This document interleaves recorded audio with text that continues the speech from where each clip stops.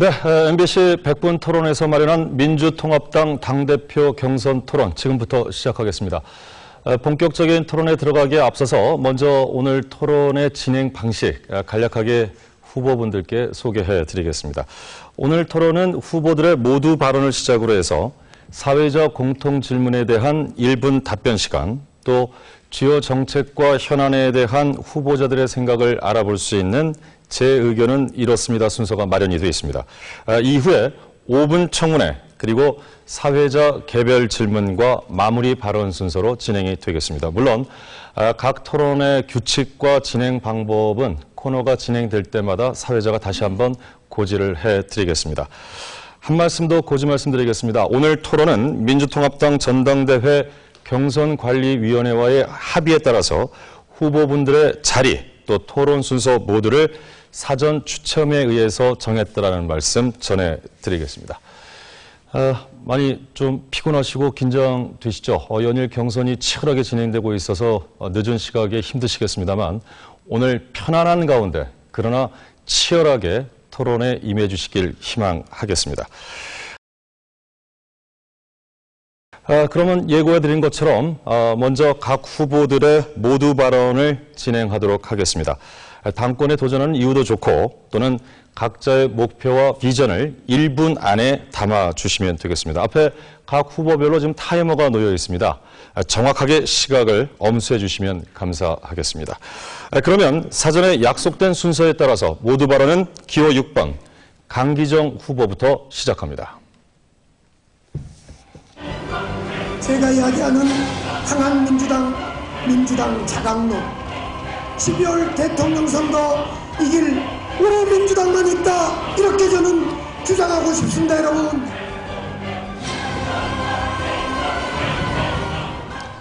우리 민주당 전당대회가 흥미와 관심을 끌고 있어 참 다행입니다. 그러나 걱정하는 국민들이 늘어나고 있습니다. 1, 2등을 달리는 후보들이 친노냐 비노냐 이방연대가 옳으냐 그르냐를 가지고 다투고 있기 때문입니다. 또한 특정 대선 후보들과 짝짓기를 하고 있다는 우려도 커져가고 있습니다. 공정하고 감동적인 경선에 빨간불이 켜져 있습니다. 지금이라도 공정 경선을 위해서 양강구도가 아닌 삼강구도를 만들어 주십시오. 행동하는 젊은 기수 저 강기정, 강한 민주당 만들겠습니다.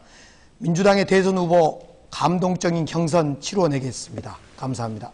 네, 시간 정확하게 맞춰주셨습니다. 다음 기호 1번 이해찬 후보입니다.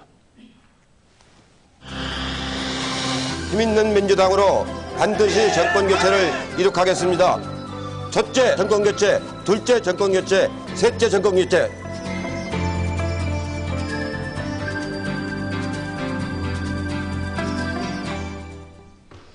예, 안녕하십니까. 이해찬입니다. 예, 오로지 정권교체 하나가 우리 모든 선택의 기준입니다. 이번 대선에서 정권교체를 반드시 해야만 국민이 편안하게 사실 수가 있습니다. 민주당이 집권하기 위해서 과연 누가 대표가 되어야 할지 잘 생각해 보시기 바랍니다. 위기를 잘 관리할 사람, 민주당을 안정적으로 잘 끌어갈 사람, 그렇게 해서 반드시 정권 교체를 실현낼 사람이 누구인지를 잘 판단하시기 바랍니다. 저는 그동안에 민주당에서 여러 차례 대통령 선거, 지방선거를 실현낸 책임자였습니다. 감사합니다. 네, 다음은 기호 4번 추미애 후보입니다. 대선 승리 추미애, 사실 없는 추미애. 제가 누굽니까? 주다르크 아닙니까? 대선 승리 꼭 이뤄내겠습니다. 화이팅!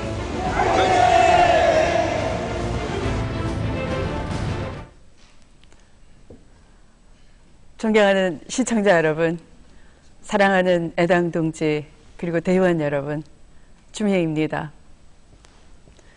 국민은 민주당의 변화와 희망을 바라고 있습니다. 우리 민주당이 희망과 변화를 보여줄 때 정권교체도 가능합니다. 저 추미애가 당대표 되는 것이 바로 민주당 변화의 시작 아니겠습니까? 저는 사심이 없습니다. 소신과 원칙, 뚝심의 주다르크가 국민만 믿고 가겠습니다. 민주당 확 바꿔내서 대선에서 이기라는 민심을 받들겠습니다. 국민 신뢰를 되찾아오겠습니다. 여기까지 듣겠습니다. 계속해서 기호 7번 이종걸 후보의 모두 발언입니다. 우리 민주당의 승리의 기초는 도덕적 가치와 정통성입니다. 이종걸의 진짜 정치, 박근혜를 이깁니다. 안녕하십니까. 기호 7번 이종걸입니다. 오늘 MBC를 국민에게 돌려줘야 된다라는 구호를 보면서 사실 뒷문으로 들어왔습니다. 국민의 대표적인 눈과 귀인 MBC가 121일째 파업에 있는 사실을 우리 국민 여러분 아십니까? 만약 우리 총선에서 민주당이 승리했다면 아마 이 파업의 해결 실마리를 찾았을 것입니다. 많은 민생 현장도 힘을 잃고 있습니다. 박근혜 새누리당에 압도해야 된 듯 같습니다. 이 민주당의 이종걸 가장 사랑하는 민주당 이름으로 진짜 정치로 박근혜 새누리당을 압도하겠습니다. 다음은 계속해서 기호 2번 우상호 후보입니다. 민주당을 젊고 역동적인 정당으로 혁신해서 정권 탈환에 앞장서겠습니다.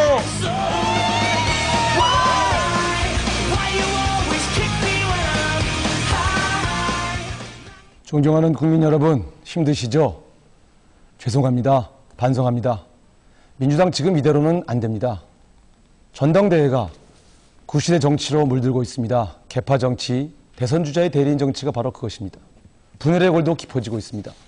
민주당 혁신해야 합니다. 새로운 리더십이 필요합니다. 이미 흘러간 물로 물레방아를 돌릴 수 있습니까?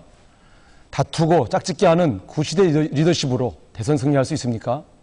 저 우상호 구시대의 막차에 타지 않겠습니다. 새 시대를 여는 감동의 첫 열차를 출발시키겠습니다. 유연한 민생 진보의 깃발을 들겠습니다. 도와주십시오.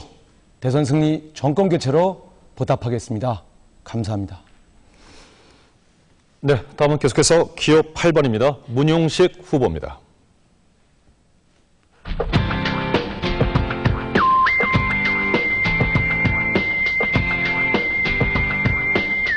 영시가 민주당을 바꿔라!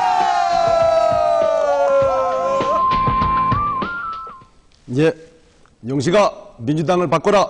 제 선거 슬로건입니다. 저는 IT 기업 나우컴을 20년간 경영하며 PC통신 나운드리와 촛불 집회 생중계로 유명한 아프리카 TV 등 IT 신화를 만들었습니다. 지금 민주당은 위기입니다. 저희끼리 계파 싸움이나 하고 있을 때가 아닙니다. 이대로 가다가는 대선에서도 이기기 어렵습니다. 당을 근본적으로 혁신해야 합니다. 대선 승리를 위해서는 반드시 2040 세대의 참여가 필요합니다.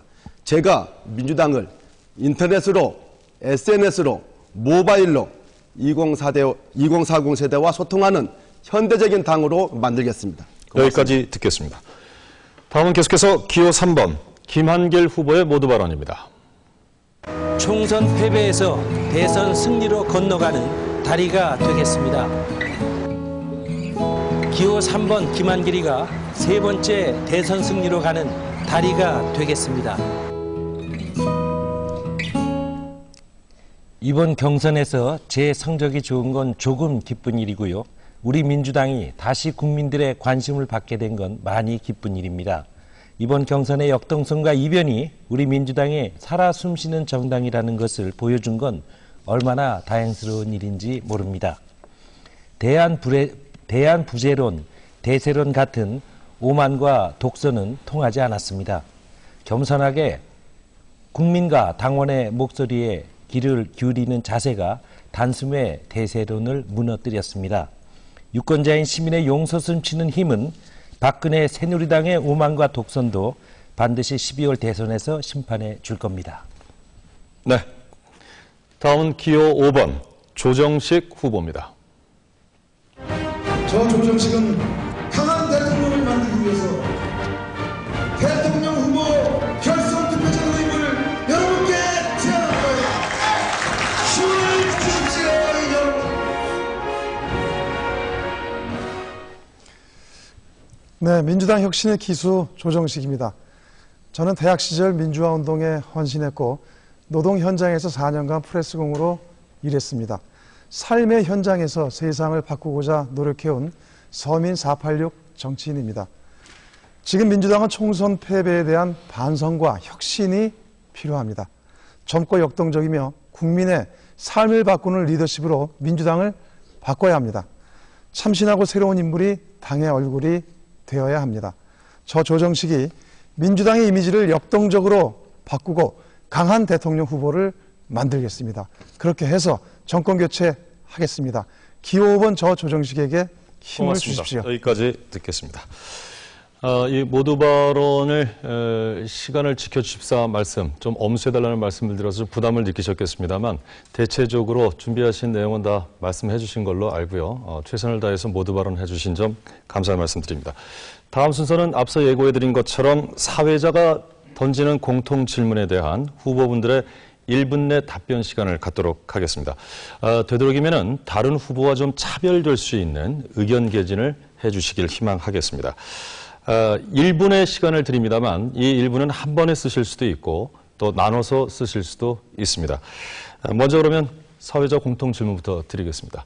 여러 가지 위기의식을 가지고 또 모두 발언에서도 말씀을 해 주셨습니다만 지난 4.11 총선 결과에 대해서는 뭐 여러 가지 설이 있습니다만 대체적인 평이 민주통합당이 사실상 선거에서 패배한 것 아니냐라는 의견이 많이 있습니다.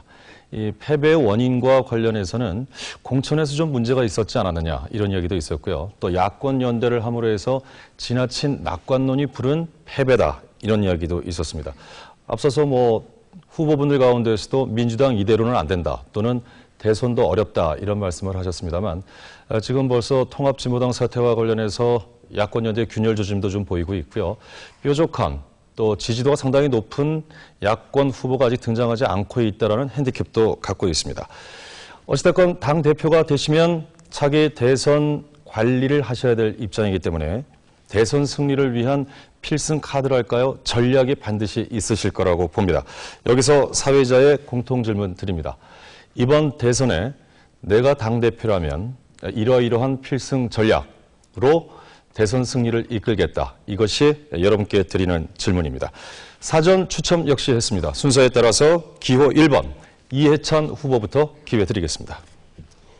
예, 모든 것은 이제 선거는 경쟁입니다. 경쟁을 하려면은 상대방을 잘 알아야 됩니다. 박근혜 대표와 그 주변 세력을 보면은 그 면면을 보면 그 성격을 잘 알 수 있습니다. 박근혜 대표 주위에 실연애라는 게 있다고 합니다. 그 면면을 보니까 그 유신의 성골, 유신의 진골이라고 할 수 있는 분들입니다. 바로 이분들이 박근혜 대표를 둘러싸고 있기 때문에 이분들은 족벌 언론, 독점 재벌을 비호하는 그런 세력입니다.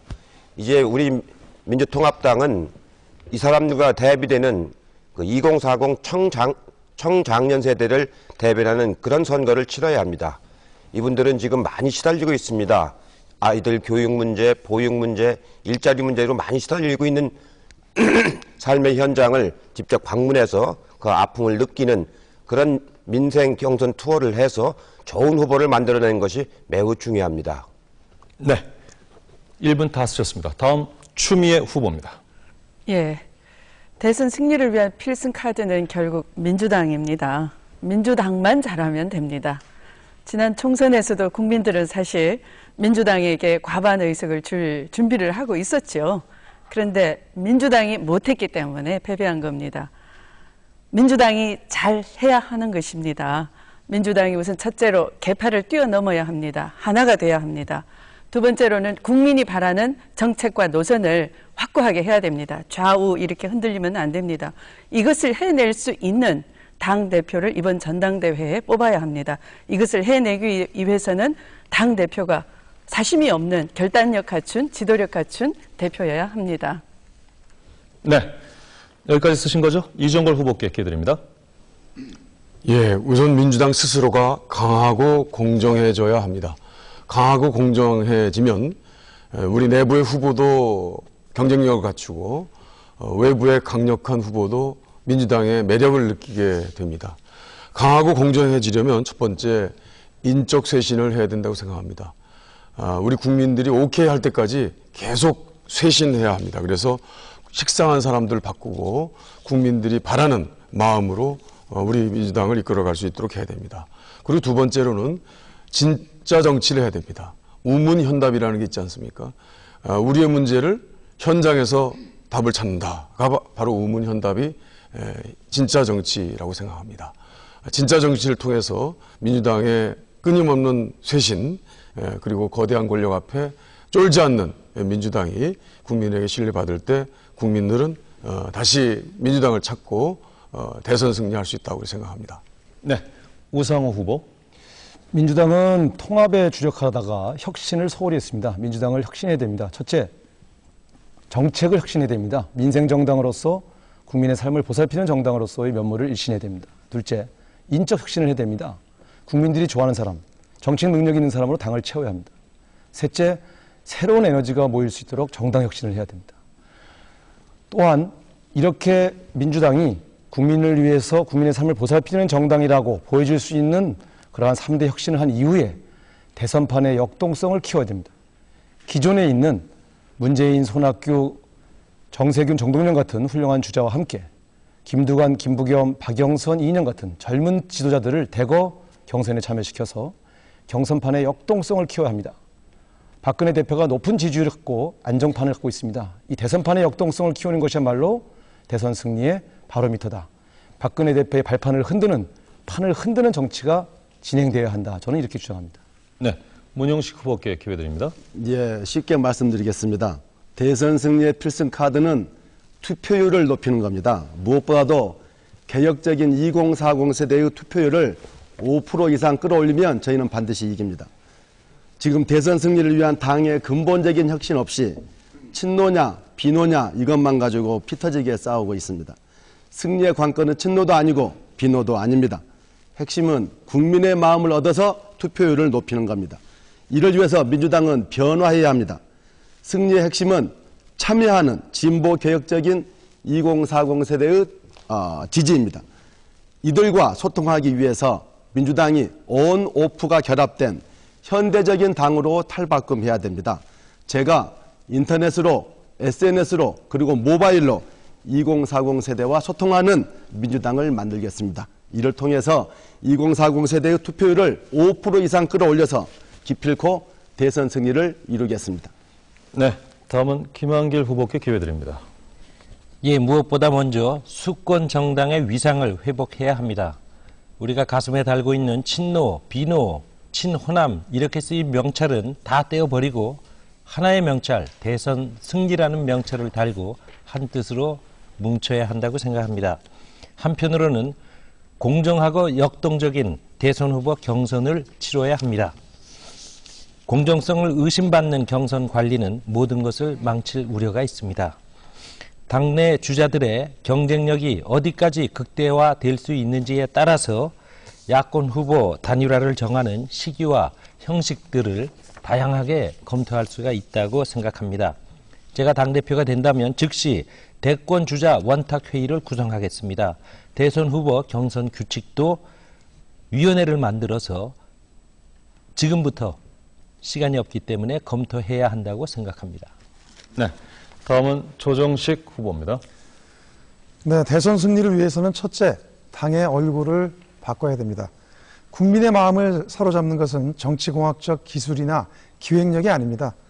새로운 인물에 의해 당이 확 바뀔 때 가능하다고 생각이 됩니다. 영국의 보수당이 위기에 처했을 때 44세의 토니 블레어를 선택했고 미국의 민주당 역시 48세의 버락 오바마를 선택했습니다. 우리 민주통합당도 역시 젊고 역동적인 리더십을 만들어야 됩니다. 그리고 둘째, 대선 승리를 위해서는 민주통합당에 강력한 대선 후보가 있어야 됩니다. 서울시장 때처럼 민주당이 후보를 못 내는 일은 이제 없어야 합니다. 저는 그 방안으로 결선투표제 도입을 제안을 했습니다. 결선투표제가 도입되면 역동성과 흥행을 갖춘 경선이 가능하고 국민과 당원의 50%의 지지를 받는 강한 후보가 탄생될 수 있습니다. 그리고 또 한 가지 말씀을 드리면은 이제는 MB 심판 구호만으로 안 됩니다. 여기까지 듣겠습니다. 1분 다 쓰셨습니다. 다음은 강기정 후보입니다. 대선 후보의 대선 승리의 필승 카드는 국민 감동입니다. 각본 없는 경선이 진행돼야 됩니다. 또 하나는 국민 공감 정책이 있어야 합니다. 2002년 노무현 승리, 각본 없는 경선이었습니다. 이를 위해서 즉각 민주당 지도부는 이 공정한 룰과 경선 로드맵을 확정지어야 됩니다. 또한 국민 공감 정책이 꼭 필요합니다. 6.2 지방선거는 승리할 때 무상급식 내걸어서 승리했습니다. 지난 총선 때 이런 정책이 실종됐습니다. 대선에서는 일자리와 양극화 해소라는 정책을 내걸고 승리해야 됩니다. 네. 지금 8분에게 사회적 공통 질문에 대한 답변을 부탁드렸는데요. 강기정 후보가 16초 남았습니다. 그리고 추미애 후보가 15초 남았는데 순서에 따라서 여쭤보겠습니다. 추미애 후보 15초 쓰시겠습니까? 네. 네, 말씀하시죠. 예. 국민 경선을 다 바라고 있습니다. 그 국민 경선을 통해서 민주당이 마지막 승리할 수 있다는 하나의 그 절호의 찬스가 남아있다 할 수 있겠죠? 네, 고맙습니다. 강기정 후보 16초 쓰시겠습니까? 네. 네, 기회 드리겠습니다. 이번 전당대회 성과라 하면 제가 초기부터 제안했던 민주당 자강론, 민주당을 강하게 만든다, 이것에 대해서 모든 후보들이 많은 공감을 해주는 것이 이번 전당대회 토론 과정의 성과다, 이렇게 기쁘게 생각합니다. 여기까지 듣겠습니다. 자, 이렇게 해서 1분씩 사회적 공통 질문에 대한 답변을 하셨는데요. 이 질문 내용 또는 뭐 상대 후보에 대한 반론이라든가 질문, 이것은 잠시 뒤에 진행될 5분 청문회를 통해서 다른 질문과 함께 진행해 주시면 될 것 같습니다. 이번 순서는 저희 100분 토론에서 야심차게 좀 준비한 순서입니다. 제 의견은 이렇습니다 순서인데요.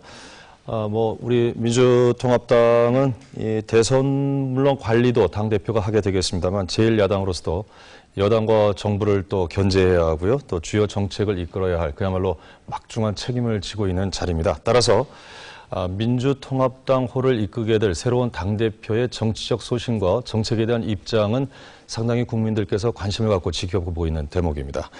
지금부터 제가 짧은 단답형 질문을 드리겠습니다. 이 질문에 대해서 앞에 지금 팻말 2개씩 갖고 계시죠? 찬성, 반대.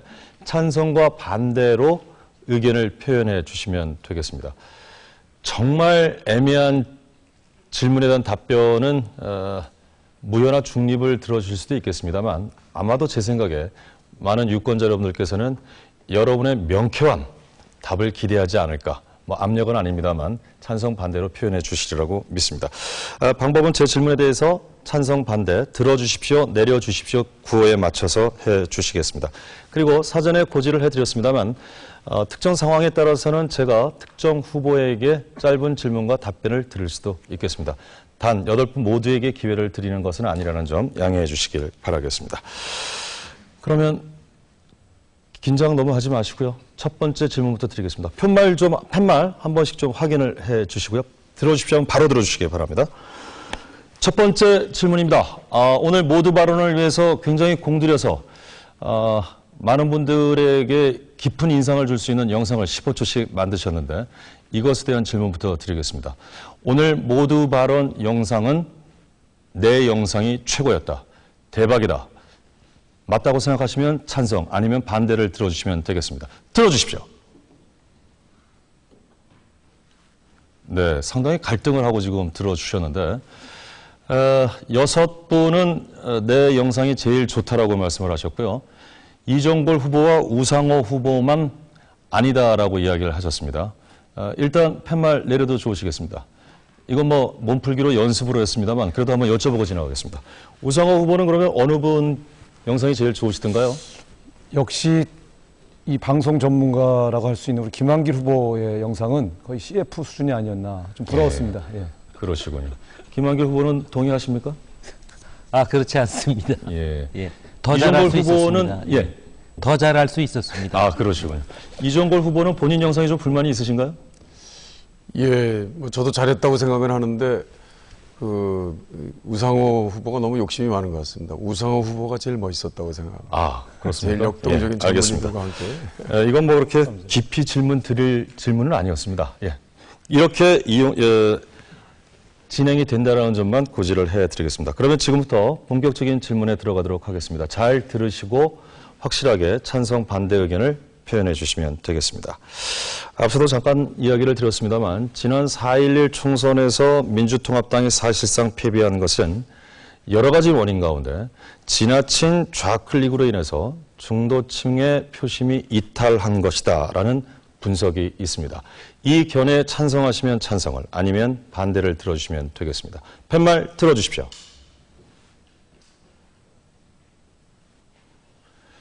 예, 찬성이 3분, 반대가 5분. 다시 말해서 좌클릭이 크게 영향을 주지 않았다 또는 좌클릭이 아니었다, 뭐 이런 식으로 반대 의견이 있으시겠죠? 좋습니다. 팻말 내려주시고요. 조정식 후보께 질문을 좀 드려보죠. 반대 의견을 드셨는데요? 좌클릭의 문제라기보다는 네. 그 진보의 가치를 국민들께 설득하고 국민들께서 편하게 받아들일 수 있도록 하는 데서 저희가 좀 서툴렀다. 이렇게 좀 말씀을 드려야 될 것 같습니다. 알겠습니다. 강기정 후보께서는 찬성을 들으셨죠? 저도 뭐 같은 대답인데 좌클릭의 문제라기보다도 한미 FTA 문제와 관련해서 예를 들면 야권 연대를 만들어가는 과정에 네. 많은 준비가 부족했다. 알겠습니다. 다음 질문 드리겠습니다. 이 민주통합당의 대선 후보와 관련해서는 아직까지 밑에서 수면 아래에서 움직이고 있기 때문에 많은 분들이 예의주시를 하고 있습니다. 관련된 질문입니다. 민주통합당의 대선 후보가 앞으로 넘어야 할 가장 큰 산은 새누리당 박근혜 전 비대위원장이 아니라 안철수 교수다. 만약에 넘어야 할 큰 산이 안철수 교수라고 생각하시면 찬성을 들어주시면 되고요. 아니다. 박근혜 전 비대위원장이 가장 넘어야 할 큰 산이라고 생각하시면 반대를 들어주시면 되겠습니다. 질문 이해하셨죠? 팻말 들어주십시오. 예, 이번에도 역시 5대3 정도로 반대가 많군요. 예, 좋습니다. 팻말 내려주시고요. 이해찬 후보께 질문 짧게 드리겠습니다. 좀 짧게 대답해 주셨으면 좋겠는데요. 반대를 드셨어요? 네. 예, 우리의 목표는 정권 교체에 있기 때문에 네. 궁극적으로 박근혜 후보를 이기는 것이지 안철수 후보는 연대 대상이라고 생각을 하고 있습니다. 그렇기 때문에 궁극적으로는 박근혜 대표를 이기는 것이 궁극적인 목표입니다. 알겠습니다. 다음 질문 드리겠습니다. 뭐 너무나 많은 국민들께서도 관심을 갖고 있는 질문이기도 합니다. 통합진보당의 김재현, 이석기 당선인 제명을 시켜야 된다, 아니다라는 논란이 지금 계속 나오고 있습니다. 새누리당 일각에서는 이 관련 논란과 관련해서 김재현, 이석기 당선인과 함께 새누리당 내에서 논란이 됐던 김영태, 문대성 당선인도 같이 제명하면 어떻겠는가라는 주장을 하고 나섰습니다. 이 김재현, 이석기, 김영태, 문대성 등 문제가 있는 당선인에 대한 국회 차원의 제명 추진할 의사가 있다. 찬성. 반대다. 반대를 들어주시면 되겠습니다. 제명에 찬성하는지 반대하는지를 여쭤보는 겁니다. 팻말 들어주십시오. 이해찬 후보께서는 그 어느 쪽도 아니라는 말씀이신가요? 알겠습니다. 그것도 하나의 의견으로 듣도록 하겠습니다. 압도적으로 다 반대가 많으시고요. 찬성은 강기정 후보와 김한길 후보 두 분이신데요. 이번에는 팻말 내려주시고요. 김한길 후보께 기회를 드리겠습니다. 네. 잘못된 부분은 국회 차원에서 선진국의 다른 나라의 예처럼 윤리위원회를 강화해서 실상을 파악하고 그 결과를 판단할 필요가 있다고 생각합니다. 그럼 만약에 김 후보께서 당대표에 당선이 되시면은 새누리당과 함께 4명의 당선인에 대한 제명을 추진할 의사가 있으시다는 말씀이시죠? 그것하고는 다른 얘기입니다. 예. 분명히 국회 차원에서 다룰 만한 잘못된 사안이 있다면 그렇게 하겠습니다. 예. 반대 의견을 내신 분 가운데 추미애 의원께 반대 이유를 좀 들어볼 수 있을까요? 네, 각각의 사안이 다른데요. 그것을 어떤 정치적 여론몰이로 적대적으로 전부 평가를 한꺼번에 해버린다면 국회의 제명 제도가 상당히 나중에 악용될 선례를 남길 수 있다. 알겠습니다. 충분히 의사 전달은 됐으리라고 믿습니다. 다음 질문 드리겠습니다. 통합진보당 역시 문제입니다. 검찰 압수수색 때문에 좀 혼란스럽죠. 통합진보당 강기가 비대위원장이 지난 26일로 기억을 합니다만 검찰 규탄 정당연대 개설을 제안했습니다. 박지원 원내대표, 지금 비대위원장이시죠. 거절을 했는데, 자, 검찰의 정치 개입에 대해서 정치적 책임을 묻기 위한 정당연대 해야 된다고 생각하시면 찬성, 아니라고 생각하시면 반대를 들어주시면 되겠습니다. 팻말 들어주십시오.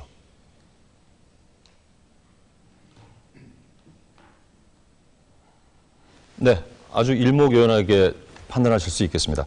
강기정, 이해찬 후보 두 분은 정당연대에 반대한다는 입장이시고요. 나머지 6분의 후보는 정당연대를 해야 된다는 입장으로 들어주셨습니다. 고맙습니다. 내려주십시오. 다음 질문 드리겠습니다. 이 국회의원의 특권과 관련해서는 국회의 생산성과도 관련이 있겠습니다만 많은 국민들이 좀 비판적인 시각에서 보고 있습니다. 최근에 언론에 보도되고 있는 내용으로는 한 달만 국회의원을 해도 65세 이상부터는 120만 원의 연금을 받을 수 있다. 이것이 일반 봉급생활자의 경우에 30만 원씩 30년을 내야만 받을 수 있는 연금 액수거든요. 자, 이러한 국회의원 연금법 19대 국회가 개원됐을 때 개정해야 된다라는 여론도 많이 있습니다. 개정해야 된다에 찬성하시면 찬성을, 반대하시면 반대를 들어주시면 되겠습니다. 결정되셨습니까? 팻말 들어주십시오. 네. 이 질문을 드리면서 머릿속으로 예측을 했습니다만 예측을 벗어나지 않았습니다. 8분 후보 모두 19대 국회에서 개정하겠다는 입장을 밝혀주셨습니다. 기대해 보겠습니다. 마지막 질문 드리겠습니다. 짧게 드리죠. 최근에 자신의 트위터에 대통령을 비판한 대위 관련 기사 아마 보셨으리라고 믿습니다. 두 가지 의견이 있습니다. 표현의 자유를 침해한 것이다. 또는 군의 기강해위를 막기 위한 엄정한 처리다. 이런 두 가지 의견이 있습니다. 후보들의 생각 그냥 간략하게 팻말로 확인하겠습니다. 논란이 되고 있는 대위의 대통령 비판 발언. 자유로운 개인의 표현으로 인정해야 한다. 찬성. 아니다. 반대로 표현해 주시면 되겠습니다. 들어주십시오. 네, 유일하게 추미애 후보만이 반대 의사를 보여주셨고요. 나머지 7분의 후보는 모두 찬성, 즉 개인의 표현 자유로 봐야 한다라는 입장을 밝혀주셨습니다. 고맙습니다. 내려주십시오. 예, 이 단답형 질문에 즉각적인 찬성 반대를 드리기가 쉽지 않으셨을 텐데 의사 표현을 해주셔서 고맙습니다. 다음은 이제 아마 많은 시청자분들 그리고 유권자분들께서 관심을 갖고 지켜보는 대목입니다. 5분 청문회 시간입니다. 앞서 소개를 해드렸습니다만 각자 5분씩 자기 시간을 마음대로 쓰실 수 있습니다. 국회에서 여러 번 청문회를 경험하셨기 때문에 청문회 방식 토론이라고 생각하시면 됩니다. 상대방의 답변이 시간을 끌거나 제지해야 될 필요가 있다면 얼마든지 제지하실 수 있습니다. 그리고 가급적이면 2분 이상의 후보에게 질문을 해주시면 국민 여러분께서 판단하시는 데 더 도움이 되리라고 생각이 듭니다. 요령은 후보를 먼저 지명해 주시고 그 다음에 질문을 해 주시면 되겠습니다. 이 역시 사전 약속에 따라서 기호 4번 추미애 후보에게 청문회 토론 첫 번째 기회를 드리겠습니다. 추미애 의원 질문하시기 전에 먼저 어느 후보에게 질문 주시겠습니까? 네, 이해찬 후보님과 김한길 후보님 두 분께 같은 질문을 드리겠습니다. 예, 시작합니다. 네, 한동안 이박연대라는 말이 나돌더니 요즘은 김김연대라는 말이 나오고 있습니다. 특정 당대표 후보와 특정 대선 주자 간에 함께 손을 잡고 뛰고 있다는 것인데요. 저는 그럴 리 없다 생각하지만 만약 개파나 특정 후보를 앞세운 분이 당대표가 되신다면 대선 후보 경선은 이미 국민에게 감동을 줄 수가 없을 것입니다. 당대표는 대선 경선의 심판관이 돼야 합니다. 심판관은 반칙과 부정을 못하게 하는 것이지 어느 특정 팀의 편을 들어서는 안 되는 것이겠죠. 우리가 전당대회를 하는 것은 총선에서 국민 신뢰를 못 받아서 패배한 끝에 지도부가 총사퇴하고 새로운 지도부가 국민 신뢰를 되찾아오기 위한 것입니다. 그럼에도 특정 대선 주자와 특정 당대표 후보가 손잡고 뛰는 것 같이 국민들에게 비춰진다면 과연 이 전당대회를 통해서 선출될 새로운 지도부가 국민의 신뢰를 받을 수 있겠습니까? 또 그런 후보가 당대표가 되는 경우에 어떻게 대선 경선을 공정하게 치를 수 있습니까? 그렇게 치른 경선의 결과를 또 누가 승복할 수가 있겠습니까? 또 문제는 소중한 대선 주자들을 전당대회에 끌어들여서 공연히 흠집을 내고 망가뜨릴 우려조차 있습니다. 당이나 당대표는 대선 주자를 보호하고 국민 지지를 높이는 역할을 해야 되는 것 아니겠습니까? 저는 노무현 대통령 선거 때 후보 지지율이 매우 낮아서 당에서 후보를 흔들 때 후보를 지켰던 사람입니다. 지지율을 높이기 위해서 또 돼지 엄마가 돼서 전국을 누비며 대선 승리를 위해 몸을 던졌습니다. 저는 지금도 당대표 역할은 이런 것이다 이렇게 생각합니다. 우리 당 후보를 지켜내고 더 많은 국민적 지지를 받을 수 있도록 모든 것을 쏟아붓는 것, 돕는 것 이것이 필요합니다. 이에 대해서 두 후보님께서 답변해 주시는데요. 먼저 이해찬 후보님께 부탁드리겠습니다. 예, 그 당대표나 최고위원들이 특정 후보를 세우기 위해서 이 경선에 출마했다라고 하는 처음부터 잘못된 언론과 특정 후보의 선거 전술은 사실이 아닙니다. 예, 저는 이박 담합도 사실이 아니고 KK 연대도 저는 사실이 아니라고 생각합니다. 기본적으로 공인이라고 하는 것은 언제나 자기가 맡은 일을 아주 엄정하게 잘 처리할 줄 안다는 전제하에 공적인 일을 맡는 거지 그 정도도 못하는 사람이 맡는다는 건 있을 수가 없는 일입니다. 모든 당내의 모든 후보들에 대해서 아주 엄격하게 공정하게 관리할 최고 지도부들을 뽑는 거기 때문에 그런 점에 대해서는 추호도 의심할 바가 없다고 생각을 하고 우리 모두가 합심해서 그렇게 해야 된다고 생각을 하고 있습니다. 네, 감사합니다. 그럼 김한길 후보님께. 예, 저 이해찬 후보님께 질문한 의도는 알겠는데요. 예. 왜 저까지 거기 끼는지 모르겠습니다. 이번 당대표 경선이 대선 전초전이 되는 것 정말로 바람직하지 않은 일이지요. 어떤 신문에서 김한길 뒤에 김두관 있다. 제가 경북 경남에서 이기고 나니까 그런 기사가 있었는데요. 오늘 충청북도에서도 제가 크게 이기지 않았습니까? 충청북도에서 이겼는데도 뒤에 김두관 후보가 있었다고 말할 수 없겠지요. 신문사 두 곳에서 여론조사한 결과도 제가 당대표로 가장 적합하다고 나와 있습니다. 제 뒤에는 김두관 지사가 있는 것이 아니라 제 뒤에는 민심이 있습니다. 네. 그런데 이 정권 교체를 바라는 국민과 당의 입장에서는 사실 이런 자체마저도 언급되지 않기를 바라는 것이겠죠. 애초부터 이박 연대라는 것이 마치 이 전당대회의 이 남부 전역을 돌면서 또 제주까지 가서 어떤 국민들한테 좌절한 국민들한테 희망을 불어넣고 민주당의 변화와 희망의 가능성을 보여주는 것이 첫 번째 과제여야 되는데요. 그거보다는 오히려 화두가 내내 이박 연대였고요. 또 이렇게 올라오면서 또 새로운 KK 연대라는 그런 것이 어느 날 갑자기 신문의 헤드라인을 장식하는 그런 모습을 보면서 민주당 전당대회에서 우리 국민에게 감동을 줄 수 있는 또 국민을 일으킬 수 있는 그런 비전과 정책이 무엇인가 그런 것을 보고 싶어하는 국민들은 다소 실망하지 않았을까 생각을 합니다. 그래서 국민에게 그런 모습이 비춰지지 않도록 사실 정치를 더 오래 하신 두 분이시기 때문에 저는 상당히 더 신중하셨어야 되는데 혹시 그런 것을 조금이라도 비춰지게 했거나 하는 것이 있다면은 저는 우리가 좀 성찰하는 그런 자세도 가져야 된다 이렇게 생각을 합니다. 네, 다 쓰신 걸로 알겠습니다. 다음은 이종걸 후보께 5분 청문회 기회 드립니다. 예, 우선 김한길 후보께 묻겠습니다. 오늘 충북에서 승리하셨고 영남 호남까지 이제 전에 승리해서 일단 초반 30% 이해찬 후보의 대세론이 팽배한 것을 띄웠고 이제 대세론은 무너졌다 이렇게 생각하고 있습니다. 그래서 어떻든 간에 저도 같이 동반을 하면서 후보자로서 그 대세론이 무너지고 예상 밖의 반전이 일어남으로써 진정한 재미를 느끼고 같이 함께하는 보람을 느끼고 있습니다. 그에 대한 비결이 뭐가 있다면 한번 말씀해 주시기 바랍니다. 그리고 이제 또 한 가지는요. 사실 지금 제가 당의 허리라고 생각하는데 제가 7위입니다. 이때. 거의 이제 꼴찌인데 우리 조정식, 우상호, 486 두 분이 저를 앞서고 있어서 이제 후반 드라마는 과연 저 이종걸이가 턱걸이라도 들어가느냐 못 들어가느냐 뭐 이게 하나의 또 관심사라고 생각합니다. 어찌 보면은 이종거리가 들어가면 반전 드라마를 완벽하게 마무리하는 것이다 이렇게 생각을 하는데 김학률 후보께서는 어떻게 생각하십니까? 예, 좋은 결과가 있기를 기대합니다. 이정걸 후보님.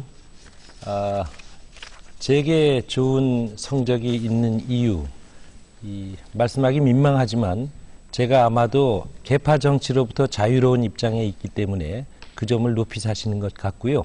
또 하나는 우리가 승리한 두 번의 대통령 선거에서 언론이 저를 빠짐없이 1등 공신이라고 말해주고 또 두 번의 총선 기획단장 지내고 서울시장과 경기도지사 선거에서도 모두 승리로 이끈 그런 실적이 아마도 대선을 앞두고 높이 평가되는 게 아니겠는가 그렇게 생각합니다. 예, 우상호 후보께 한번 묻겠습니다. 경선을 돌면서 보니까 뭐니 해도 민주당의 총선 패배가 가장 충격적인 것 같습니다. 박근혜 의원의 대세론을 만들어줬습니다. 지난 총선에서 전략 홍보부장을 해서 총선을 진두지휘했는데 이 전략이 실패해서 총선이 패배됐다고 생각하시는 거죠? 네. 제가 지도부를 잘 보좌하지 못한 책임이 있다고 생각하고요. 그 문제에 대해서는 깊이 반성하고 있습니다. 그러나 이 상태로 계파 정치 또 대리인 정치가 만연한다면 대선 승리도 어렵겠다 하는 그런 위기감을 갖고 있습니다. 저를 헌신해서 우리 국민들이 바라는 정권 교체에 기여하겠다 이런 절박한 마음으로 이 자리에 서 있습니다. 만약에 전략이 승리했다면, 전략이 우수해서 이겼다면 온 국민들이 대부분 다 총선은 이길 것이다 라고 생각을 했는데 그 정도만 유지해도 충분히 총선은 이길 수 있었는데 전략이 실패돼서 그랬다고 한다면 그것은 너무 충격적인, 너무 결정적인 과오가 된 것인데 그 과오에 대한 중심, 핵심이 바로 우상호 후보에게 있다고 이렇게 생각하는 분들이 많은 것 같습니다. 그렇다면 그런데도 불구하고 이 대표 경선에 나와서 당을 이끌어 보겠다라고 한다는 것은 지금 말씀하시는 것처럼 반성하는 것은 아니고 또 다른 뜻이 있는 것 아닌가 이렇게 생각하게 되는데요. 글쎄, 총선 패배의 원인이 여러 가지 있습니다. 저에게도 책임이 있다는 것을 부인하지 않았습니다. 더 중요한 것은 민주당이 근본적으로 변화하기 위해 몸부림치는 모습을 보여드리지 못했다는 점이라고 생각합니다. 새누리당은 당명도 바꾸고 젊은 지도부를 들이고 뭔가 이 기존의 현상을 타파하기 위해 노력했는데 그에 비해서 우리 민주당이 이 변화하기 위한 몸부림을 보이지 못한 모습, 저는 이것이 더 근본적인 문제가 아닌가 이런 반성을 하고요. 총선에 크고 작은 책임이 있다고 해서 모두 물러난다면 대선 승리를 위해서 뛸 수 있는 역량은 과연 어떻게 만들 것인가 하는 문제도 있습니다. 저 총선 패배에 대한 반성을 통해서 거듭나서 대선 승리에 작은 힘이라도 보태겠다 이런 각오로 뛰겠습니다. 우리 조정식 후보께 묻겠습니다. 조정식 후보는 공천심사위원으로 민주당의 지난번 공천을 책임지고 일하셨어요. 근데 지금 총선 패배의 가장 큰 원인 중에 하나가 공천이었다 이렇게 얘기합니다. 그런데 이 공천도 또 단수 공천을 미리 하는 바람에 또 큰 실패를 범했다라고 하는데 그에 대해서는 어떻게 생각하십니까? 네, 공천에 일부 문제가 있었던 부분들은 뭐 인정할 수 있는데 공천 전체를 문제 삼는 것은 저는 좀 곤란하다고 생각을 합니다. 그러니까 이번에 새롭게 네, 이정걸 후보의 시간 다 쓰셨습니다. 다음은 우상호 후보에게 청문회 권한 드립니다. 네, 먼저 이해찬 후보님께 질문 드리고 싶습니다. 방금 말씀드린 대로 한나라당은 당명을 바꿔가면서까지 또 젊은 새로운 20대의 지도부, 심지어 문재인 후보에게 손수저 같은 젊은 여성 후보를 내세우면서까지 뭔가 도전적이고 패기 있게 변화하는 모습을 보여주면서 국민에게 뭔가 변화하기 위해 노력하고 있다는 모습을 보여줬다고 저는 평가하고 있습니다. 대선을 앞두고 우리도 위기를 처한 이 위기를 돌파하기 위해서는 변화를 위한 몸부림이 필요하지 않겠는가 이런 생각이 드는데요. 이해찬 경륜이 뛰어나시고 또 위기관리 능력도 뛰어나신 분입니다.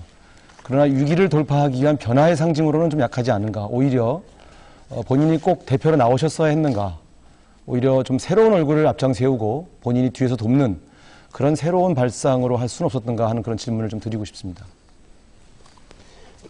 예, 민주당이 이번 꼭 집권하기 위해서는 그런 새로운 역동성이 있어야 되는 건 사실입니다. 그거는 후보들한테 있어야 되는 겁니다.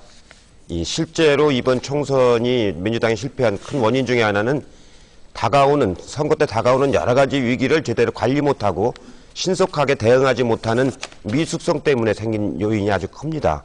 저는 선거를 많이 치러봤는데 바로 중요할 때 미숙하게 대응하면은 표는 다 달아나가고 나중에 가서 수습이 안 되는 걸 많이 봤습니다. 제가 대선 후보로 안 나가고 제가 세종시에서 당선되니까 대선 후보로 나가라는 얘기도 많이 있었습니다만 제가 대선 후보로 안 나가고 바로 당대표로 나가겠다고 마음을 먹은 이유가 대선 후보는 저보다도 훨씬 역동적인 사람들이 나가서 아주 힘있게 경선을 치러내는 게 좋고 저처럼 이렇게 경험이 많고 위기 관리를 잘하고 이런 사람들이 바로 당을 맡아서 선거를 치러내는 것이 역할 분담이 되기 때문에 제가 이 자리를 맡았던 겁니다. 네. 그러나 역시 국민은 그런 진정성도 느끼지만 뭔가 저 당이 과거와는 다른 새 얼굴이 필요하다, 이런 느낌도 필요하다고 생각합니다. 저는 저 자신이 뛰어나서가 아니라 뭔가 국민에게 변화하기 위해 몸부림치고 있는 민주당의 모습을 새 얼굴로 보여줄 수 없는가 하는 고민을 갖고 있습니다. 다음은 김한길 후보님께 질문 드리고 싶습니다. 먼저 좋은 성적 얻으신 걸 축하드리고요. 그러나 후배로서 이번 지방 순회 유세를 지켜보면서 느낀 점이 있습니다. 김한길 후보님은 끊임없이 이해찬 후보의 이박 담합에 대해서 끊임없이 집요한 공격을 통해서 소위 친노 진영이 아닌 비노 진영의 득표를 쭉 결집시키는 그런 득표 활동을 하셨습니다. 이박 연대에 대해서는 견해가 같은 분이 많기 때문에 더 거론하지 않겠습니다만, 과연 이 이박 연대에 대한 비판만으로 대선 승리를 할 수 있는지, 국민들은 진짜 자기의 삶의 고통 때문에 새로운 수권정당, 민생정당을 기대하고 있는데 집요하게 이박 연대에 대한 공격만으로 투표를 하셨는데 과연 그것이 대선 승리의 비법이라고 할 수 있는지, 어떤 당의 혁신과 미래에 대한 비전도 제시해 되시는 게 아닌가, 그런 점에서 한번 질문을 드리고 싶습니다. 총선 패배 이후의 위기 상황에서 소위 지금 말씀한 이박연대, 당권 나눠갖기 밀실 담합, 이것이 우리 당을 더 큰 위기로 빠뜨렸습니다. 위기 관리의 첫 장은 위기의 본질을 직시하는 것입니다. 우리가 이 위기를 벗어나기 위해서는 이 위기의 본질을 알아야 하는 것이죠. 이것은 덮고 그냥 가자, 미래를 말하자, 그렇게 해서는 미래로 갈 수가 없다고 생각합니다.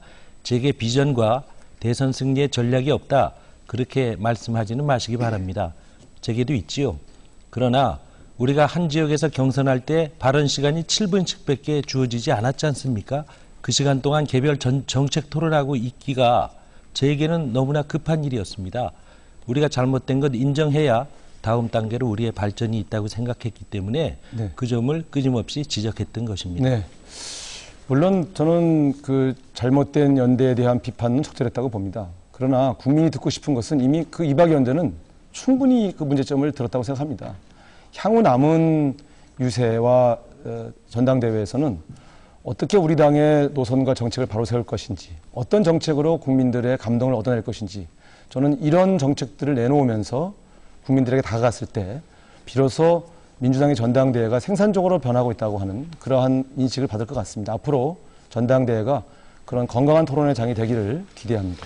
네, 시간 다 쓰셨고요. 다음은 문용식 후보 차례입니다. 네, 저도 먼저 김한길 후보께 질문 드리겠습니다. 김한길 후보께서 이번 경선 과정을 통해서 유력한 당대표 후보로 부상하고 있기 때문입니다. 당대표는 당의 간판이죠. 우리 당은 중산층과 서민을 대변하는 정당입니다. 게다가 최근에는 경제민주화라는 시대 정신에 맞추어서 진보개혁적인 정체성을 더 강화하고 있습니다. 당대표는 인물 자체가 당의 정체성을 대표합니다. 인물과 노선이 명실상부하게 일치될 때 국민은 그 당에 신뢰를 보낼 것입니다. 그런데 많은 사람들이 김한길 후보가 살아온 삶과 당의 진보적 정체성이 과연 일치하냐 하는 데 대한 의문을 가지고 있습니다. 그래서 제가 묻는데요. 지난 4년 MB정부 때 정말 서민의 삶이 무너졌죠. 그 쌍용차 해고 노동자 22명이 자살했습니다. 그때 김한길 후보는 어디에 계셨나요? 김준숙 지도위원이 비정규직 철폐를 외치면서 85호 크레인에서 300일 넘게 투쟁할 때 그때 김한길 후보는 어디 계셨나요? 용산 참사로 시신수습도 못한 채 주민들이 억울하게 눈물을 흘릴 때 그분들의 손을 한 번이라도 잡아주신 적이 있습니까? 국민들의 분노가 쌓여서 이제 밥상이 다 차려지니까 이제 숟가락 들고 당대표 하시겠다고 나선 거 아닙니까?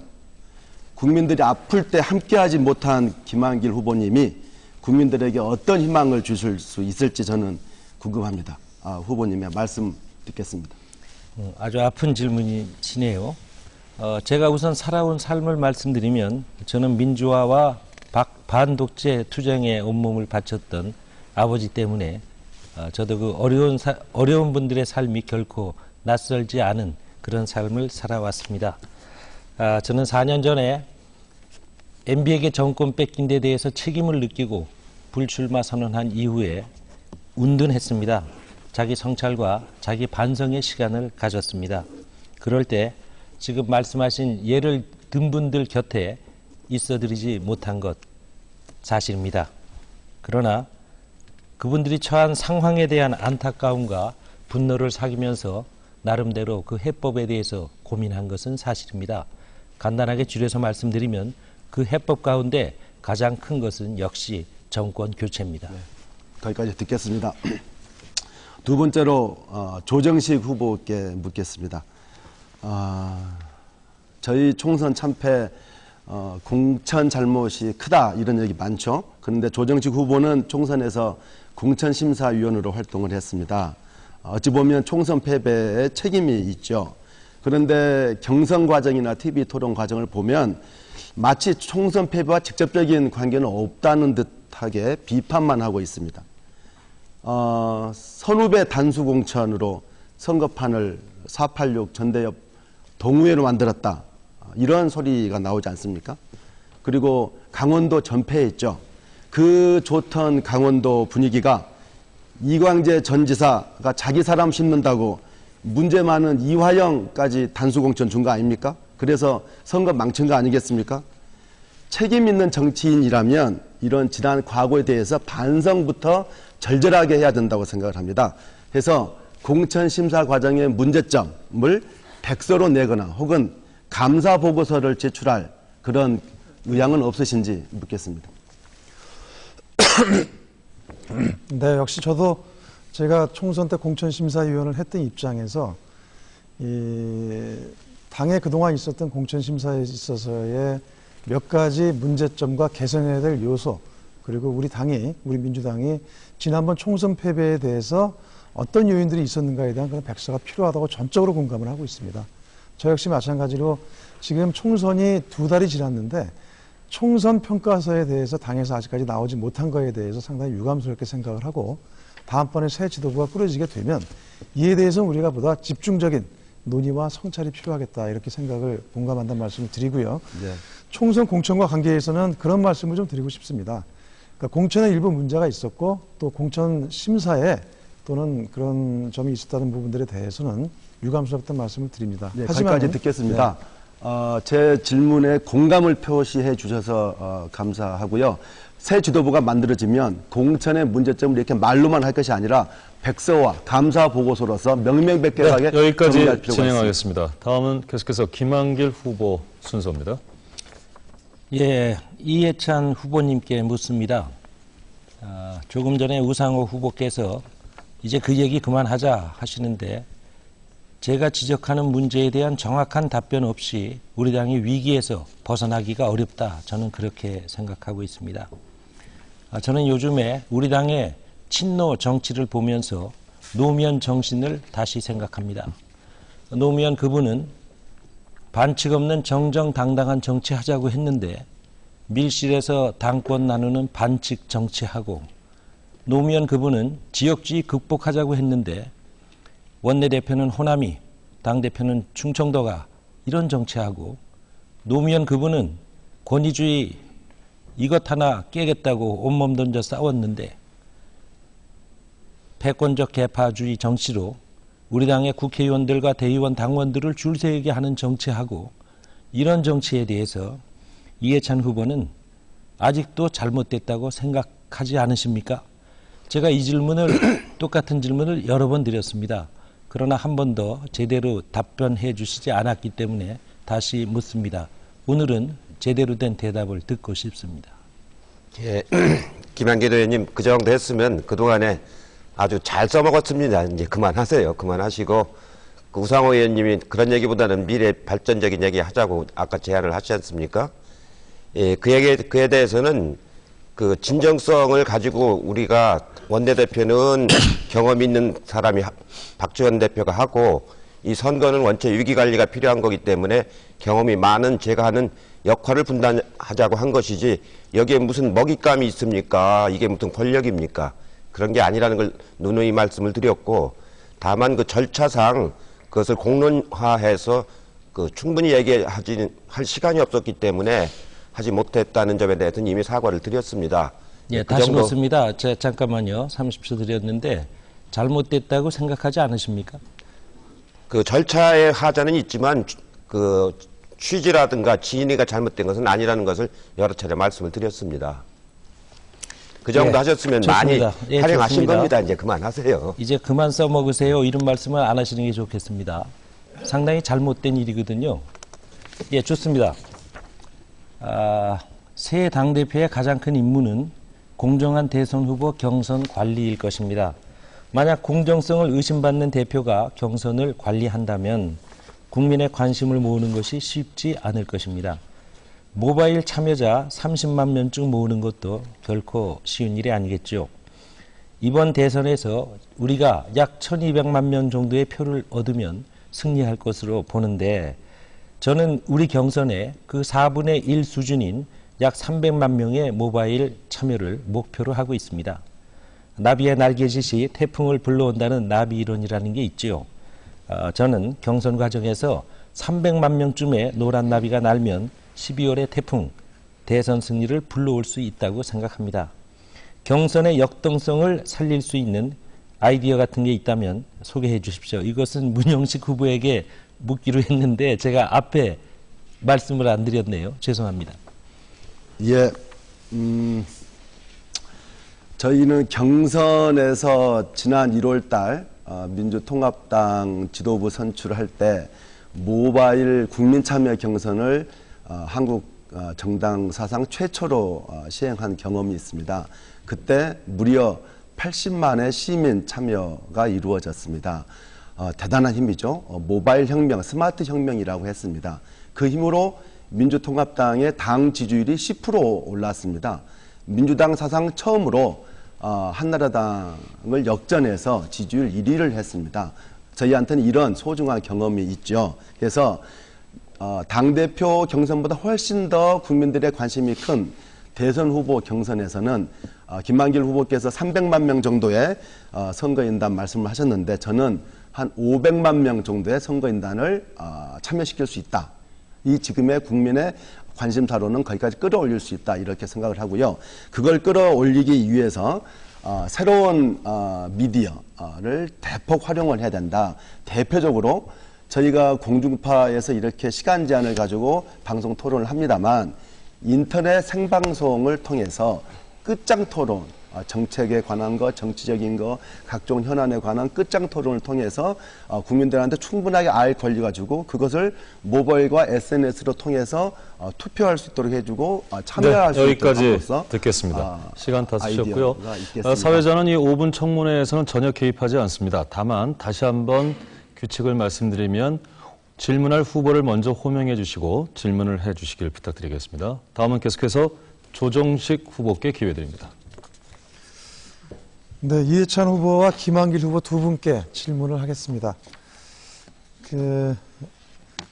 이번 이제 전당대회가 지금 반환점을 돌고 있습니다만은 이번 전당대회가 저는 대선 승리를 향한 우리 민주통합당의 어떤 비전과 방안을 논하는 자리가 좀 되기를 좀 희망을 했습니다. 그런데 유감스럽게도 지금 이번 전당대회 편에는 이해찬, 김한길 두 분의 싸움만 있습니다.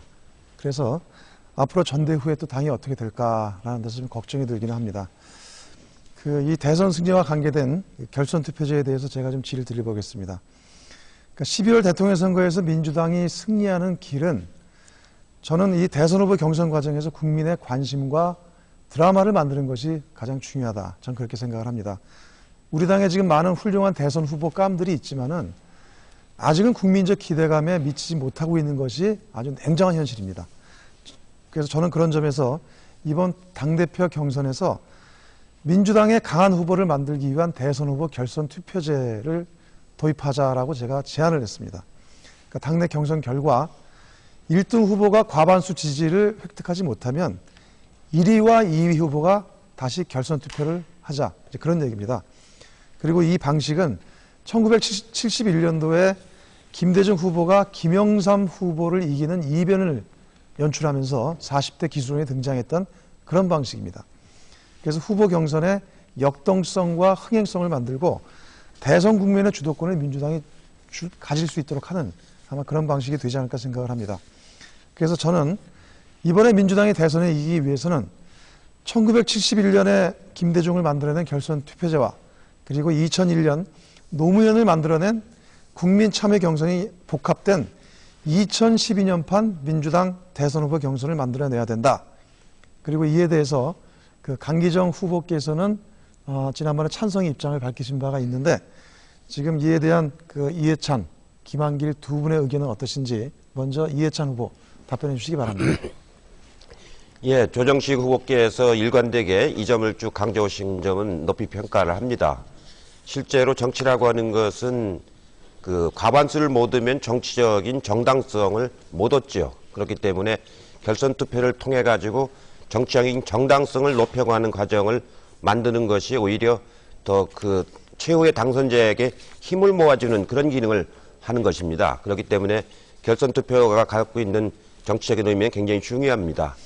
다만 지금 이제 이런 결선 투표를 하다가 보면 오히려 역선택이 나는 수도 있기 때문에 그 역선택이 생기지 않도록 하는 신중한 절차와 방법은 있어야 이제 된다고 생각을 합니다. 예, 실제로 프랑스에서는 대통령 선거와 국회의원 선거에서 이런 결선 투표제를 실시를 하고 있습니다. 또 최근에 와서는 프랑스 사회당에서도 이런 모바일 투표를 우리처럼 했는데 그런 선거에서도 지금 결선 투표를 한 사례가 있습니다. 그러나 그런 경우는 많은 사람이 참여하면은 역선택의 문제가 안 생기는데 참여하는 숫자가 적으면은 역선택이 발생하는 경우도 있을 겁니다. 그런 제도적인 장치를 잘 만들어서 하면은 좋은 제도라고 생각을 합니다. 네, 이해관계에서는 아마 역선택 문제를 우려에 대한 말씀을 하셨는데 지난번 저희가 민주통합당 첫 경선을 치렀을 때 모바일 선거인단이 70만이었습니다. 이것이 70만을 넘어가게 되면 역선택의 우려는 사라진다고 보통 전문가들은 얘기하고 있습니다. 아마 다음번 대선 후보 경선 때 저는 적어도 우리가 판을 잘 만들면은 선거인단 100만을 만들 수가 있다. 그러면 역선택의 우려는 어느 정도 해소할 수 있지 않을까 좀 그런 생각이 듭니다. 자, 그럼 또 이와 관계된 의견에 대해서 우리 김한길 후보님의 의견을 묻겠습니다. 예, 결선 투표제 우선 역동성을 높이고 대표성을 강화한다는 측면에서 원칙적으로 찬성합니다. 그러나 시간이 바쁜데 그것이 가능하겠는가 하는 의문이 있고요. 또 하나는 이 전국을 순회해서 경선을 한번 치른 뒤에 결선 투표는 또 어떤 방식으로 할 것인가 하는 걱정이 있습니다. 그래서 아까 제가 말씀드린 대로 제가 당대표가 되면 즉각 대선 후보 경선 규칙위원회를 만들어야 한다고 생각합니다. 거기서 심도 있게 논의해서 좋은 결론 냈으면 좋겠습니다. 긍정적으로 원칙적으로 그렇게 생각합니다. 네, 아마 방법적인 문제는 프랑스에서 결선 투표를 했을 때 2주 만에 했습니다. 그래서 그것은 일정과 방식 여기까지 진행하겠습니다. 다음 계속해서 강기정 후보께 기회 드립니다. 네, 김한길 후보께 묻습니다. 사실은 제가 모두 발언 때 이 경선 관리에 빨간불이 들어왔다. 대권, 당권 주자들의 연계 문제가 제기돼서 국민들이 우려하고 있다. 이런 말씀을 드렸습니다. 조금 전에 추미애 의원께서 우리 김한길 후보께 대권 후보 연계설 질문에 대해서 왜 내가 그런 질문을 받지라고 말씀을 하셨는데요. 오늘 그 충북 연설에 보니까 우리 김 후보께서 특정 후보는 대권 주자와 동반자 관계에 있다. 그리고 본인은 누구와도 동반자 관계에 있지 않다. 이런 말씀을 하셨어요. 근데 이 이야기 오늘 이야기 나온 게 아니라 사실은 지난번에 이방연대로 문재인 후보가 5% 빠졌다. 지지율이. 이런 이야기를 또 했어요. 그냥 결국 이 지금 당권 대권 연계설 문제는 이 진위를 좀 밝혀야 될 것 같은데요. 우리 김한길 후보께서 이야기를 좀 해 주셔야 될 것 같아요. 이게 어디서 생긴 문제인지. 분명히 이제 조금 전에 이해찬 후보는 그런 거 없다. 이렇게 말씀하셨단 말입니다. 그러면 우리 김한길 후보께서는 이런 2번씩이나 구체적인 발언을 하셨으면 국민들이 지금 그 발언을 믿고 또 많은 언론을 통해서 무슨 KK 연계설이 있다. 또 뭐가 있다. 이런 것 같은. 이건 매우 조심스럽고 위험한 발언이다. 전 초기부터 우리 민주당의 대선 후보를 언급하는 것 자체가 이 전당대회 이 지금 전국 순회 토론에서 매우 위험한 발상이고 자칫하면 우리 자산을 날릴 수 있다. 이렇게 생각하기 때문에 저는 처음부터 그러지 않았으면 한다라는 생각을 했는데 이거 좀 지나치다 이런 생각이 듭니다. 이 점에 대해서 간략하게 우리 김한길 후보께서 말씀 좀 주시죠. 네, 말씀드리겠습니다. 그 KK라고 하는 것이 며칠 전 모 신문 일면에 크게 김한길 뒤에 김두관 있다 이런 제목으로 난 기사를 말씀하시는 것 같습니다. 저는 우선요 이 당대표 경선이 대선 전초전이 되는 것은 정말 부적합하다. 이래서는 안 된다고 생각합니다. 여기에 이 당대표 후보들과 관계 있다고 거론되는 예비 대권 주자들이 모두 상처 입기 때문에 그렇습니다. 강기정 후보 말씀대로 우리 당의 자산들 아니겠습니까? 그런데 왜 이런 말이 나오기 시작했는가? 그것은 아마 많은 분들이 잘 알고 계실 겁니다. 그런데 제가 오늘 충북에서 크게 이겼는데요. 제가 오늘 승리한 것을 두고 뒤에 김두관 지사가 있다 이렇게 말할 수는 없지 않겠습니까? 아니 그러니까 제가 이제 말씀을 드린 거예요. 시작은 이제 이방연대가 확장되면서 당시에 이 안철수 교수하고 연정 비슷한 이야기까지 하면서 문재인 후보 발언이 이렇게 증폭됐는데요. 저는 시작은 아주 양보해서 이해찬 후보 측으로부터 이방연대로부터 시작했다고 저는 볼 수도 있을 것 같습니다. 그러나 이 당권 대권 연계설 문제는 계속 우리 김한길 후보가 계속 키워온 겁니다. 저는 그래서 아무튼 좋습니다. 오늘 아니 어떤 의미에서 제가 키웠다고 그러시죠? 발언을 오늘 충북 연설에서도 하셨고 전대 초기에 문재인 후보의 지지율 하락 이 이야기를 하셨지 않습니까? 그래서 어떻든 좋습니다. 저는 그 대선 후보를 당권 후보하고 연계짓거나 짝짓기짓거나 이런 것들은 우리 전당대회 자체에서도 없기를 저는 정말 바랍니다. 이건 우리 대선 후보를 상처 주는 거고 결코 우리 전당대회 흥행에 도움되지 않는 거다 이렇게 저는 확신을 갖고 있습니다. 그 점에 대해서 다시 한번 말씀드리고 싶습니다. 혹시 뭐 더 하실 말씀 있으세요? 네, 지금 강기정 후보님 말씀이 그 이해찬 후보님과 문재인 고문 간의 동반자 관계설을 그것이 아니라고 말씀하시는 것입니까? 아니 오늘 충북 연설에서 소리가 있더라 그랬지 않습니까? 네. 근데 아까 들어보니까 이해찬 후보가 아니다라고 했어요. 그래서 저는 이제 그 문제에 대해서는 그러면 이제 대권 당권 후보 연계 문제는 정리하자 이런 이야기를 하고 있는 겁니다. 예. 뭐 그렇게 하셔도 좋습니다. 그러나 아마 많은 국민들이 그렇게 생각하지 않고 있기 때문에 문제인 것이지요. 만약 그렇다면요. 문재인 이해찬 후보의 당권 대권 연계설이 있다면 많은 또 사람들은 김두관 김한길 KK 연계설이 있다라고 생각할 겁니다.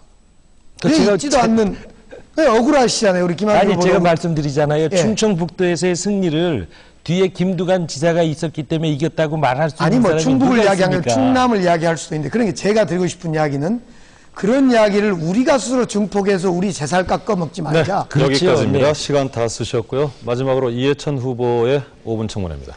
예, 아주 열띤 토론인데 끝나버렸네요. 예, 저는 지금 여러 가지 걱정을 참 많이 합니다. 통합진보당이 아주 어려움에 빠져 있기 때문에 민주당의 역할이 더 중요해졌습니다. 특히 요즘에 그 비정규직처럼 아주 불안한 삶을 살고 있는 근로자들을 위해서, 노동자들을 위해서 민주당이 해야 할 역할이 굉장히 많아졌다고 이렇게 생각을 하고 있습니다. 그리고 이번 대선에서도 민주당이 잘 치러서 정권 교체를 하지 못하면은 우리 모든 국민들의 민생 삶이 굉장히 어려워질 거라는 그런 예감을 많이 가지고 있습니다. 아까 말씀드린 것처럼 박근혜 후보와 그 주변 사람들은 유신의 상속자, 유신의 성골이라고 할 수 있는 사람들입니다. 그분들은 그 아주 어려운 우리 민생을 잘 이해를 못하는 그런 분들로 꽉 차 있습니다. 그렇기 때문에 민생을 잘 받들어야 된 민주당의 몫이 아주 커졌기 때문에 강기정 의원이 말씀하시는 민주당 자강론을 저는 굉장히 유념해서 들었습니다. 이 후보를 뽑는데도 민주당 자강론이 필요하지만 당의 정체성을 살려서 그 경제 민주화도 하고 보편적 복지도 하는데도 자강론이 굉장히 중요한데 그에 관련한 그 강기정 의원님의 좋은 의견이 있으시면 좀 말씀을 해보시기 바랍니다. 네, 간단히 말씀드리면 제가 전당대회에 나오면서 민주당 자강론, 강한 민주당을 좀 만들어야겠다라고 했던 그 배경은 그런 것 같습니다.